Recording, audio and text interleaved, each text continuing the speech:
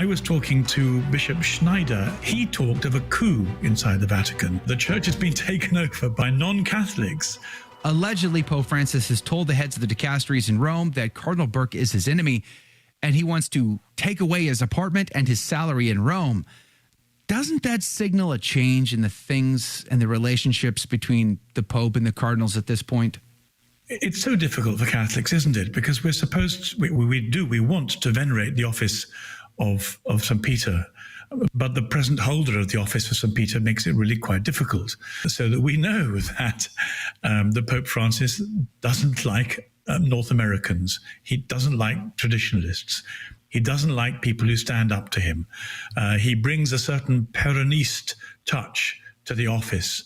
And we've seen that in the way in which Ganswein's been treated, which was really very severe and very unkindly. We see that in the way Bishop Strickland's been treated. It wouldn't be at all surprising if Cardinal Muller had the same kind of treatment. And I think what we're faced with is a very difficult situation where I was talking to Bishop Schneider yesterday in the Catholic Herald podcast, and can I ask your listeners to subscribe to it? It's a very good podcast in this country, and the conversation with Bishop Schneider is coming out in about 48 hours' time. The reason I mention it is not just self-promotion, but because he talked of a coup inside the Vatican. I thought this was very strong language. There's been a coup. The church has been taken over by non-Catholics. Now, initially, he means the people that Pope Francis has appointed, and he was very careful in the way he chose his language. But of course, ultimately, this is the responsibility of the Pope himself. So we're faced with the difficulty of being critical of what the Vatican does without wanting to demean the office of the papacy even further. If this rumor does turn out to be true, or how about this? For the sake of the conversation, let's assume that this rumor will turn out to be true.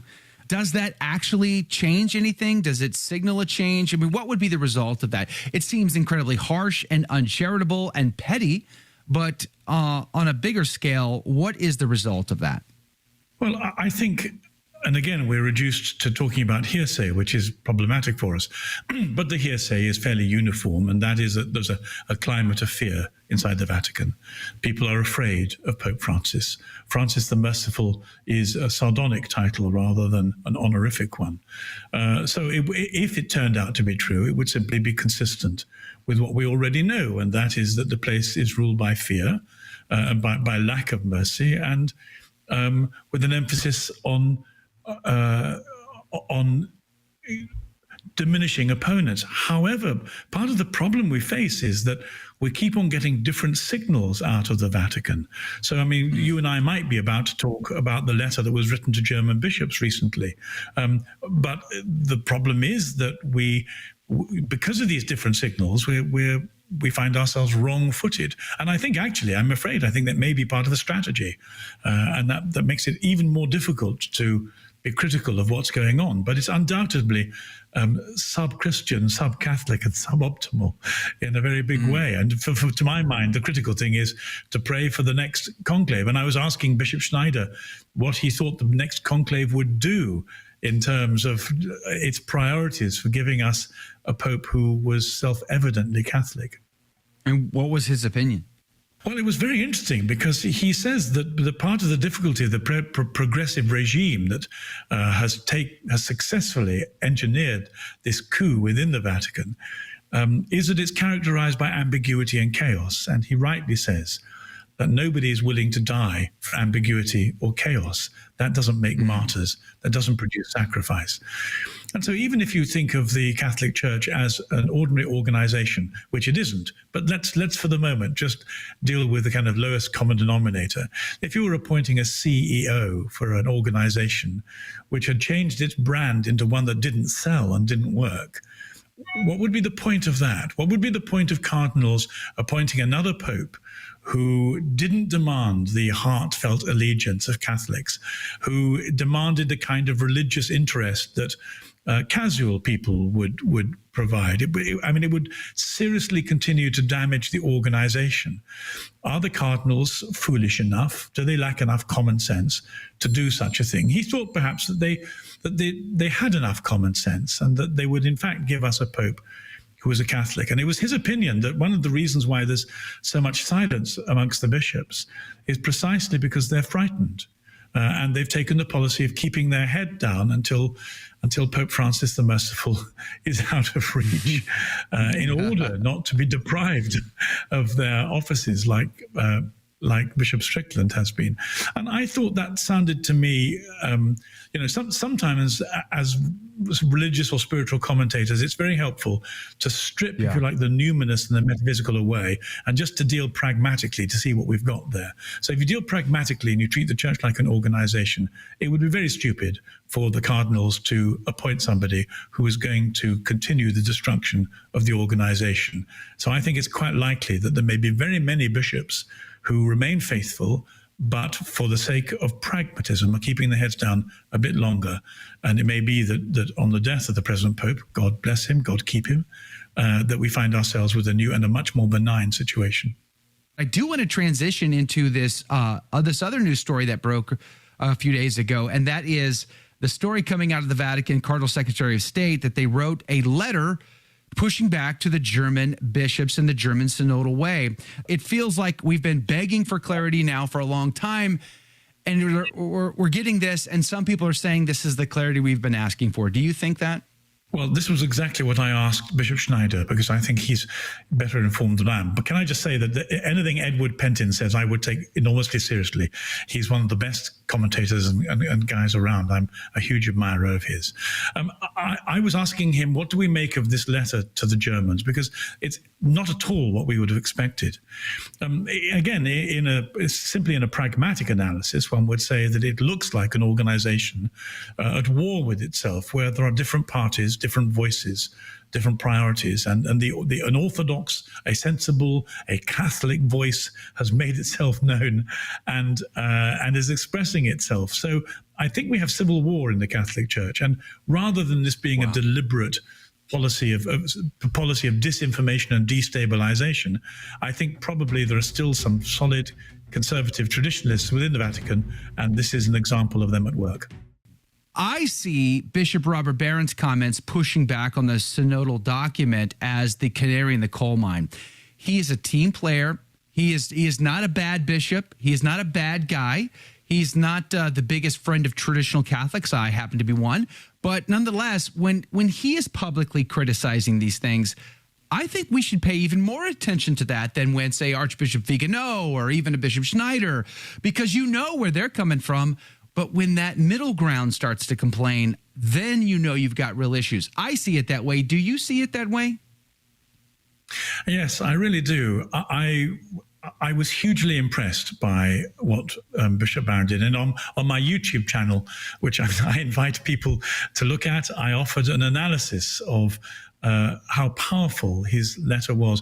Because, in fact, it's a masterpiece of theological understatement. And what he does is he really kicks out from under the stool the legs of the progressive argument, and he does it he doesn't criticize anybody. He doesn't throw any furniture around the room.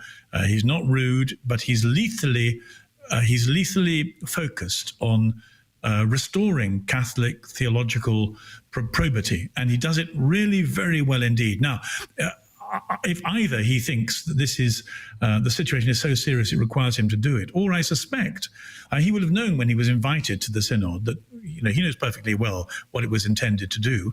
We're all waiting for the second half next October, which is going to offer the coup de grace in some kind of way or another. The question is, politically speaking and spiritually, what happens between now and next October? And I think those people who really are genuinely hold the Catholic truth to heart are beginning to stretch their muscles and say, this is a disastrous road.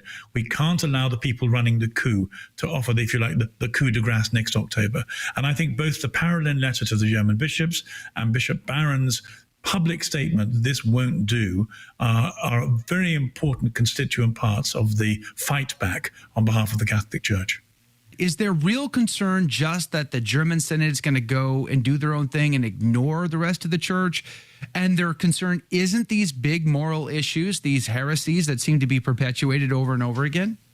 Well, I think that the strategy of the Coup people is threefold. They have three aims. One, the worst is the ordination of women. The next is the validation of same-sex relationships. And the mildest is communion for divorcees. It's very interesting that the ordination of women doesn't seem to be given as much any platform at all. Pope Francis appears to have no time for it, but he's deeply sympathetic for the same-sex attraction project. So I wasn't at all surprised to see Pope John Paul II's prohibition restated as it should be. I was surprised that Parolin said that homosexual acts remain sinful, and I thought that was a very hopeful sign of the restitution of Catholic morality. Like you, I'm very interested that there was no sign at all of the communion for divorced people. And what I suspect is that, like all progressives strategies, they'll go for the easiest first. They're hoping this can be achieved without too much trouble. And then, when they achieve one, they'll move towards the next. So I think probably this is an indication of the strategy of the progressive coup, that they'll try and slip this one under the wire, and having done that, move on to the next one, which will be homosexual blessings. But the question is, everything, I think, depends upon the Pope's mortality. And for this, we have to trust in God. The kingdom of heaven always has exquisite timing. So I think we just say to the Lord, how are you going to work this one out for us? Which should remind us to pray for Francis. His health is not great. He's no spring chicken. So those are very serious concerns, to be sure. I suppose anybody can read these things and spin them from their own biases. That's probably true for all of us. But there are many people reading this story, and they're saying all he's doing is buying time. He wants what the German bishops want. He just needs them to go slower about it. They want to run. He wants to walk. How do you see that? Do you think he has more in common than not? Well, I think, as I've just said, that everything depends upon the Pope's mortality. Strategically and politically, of course, they want to buy time, but then they run the risk of the present Pope being replaced by one who changes the whole direction of the project. Frankly, I think everything depends upon that, and we just have to live with the fact they're going to push this through as best they can, step by step. Everything depends upon how long Pope Francis has in office. When that moment changes, everything changes. And we're either into the most dreadful meltdown of Catholicism, or we're into a renewal of the Catholic faith. And that's in the Lord's hands. And he just asks us not to panic, but to hang on. I think the most important thing, from my own soul, as it resonates to people I hear saying, don't leave the church, don't panic, don't overreact. Just, we're just here to pray and keep the faith and leave the very big questions in God's hands. And I did find Bishop Barron's response, enormously encouraging in that respect. There are some strong, determined Catholic theologians out there. I agree with you. He has a mixed record theologically from our point of view, but he's on the side of the angels, and he's going to fight for the church. Did you like that video? It's okay. You can admit it. It's perfectly fine.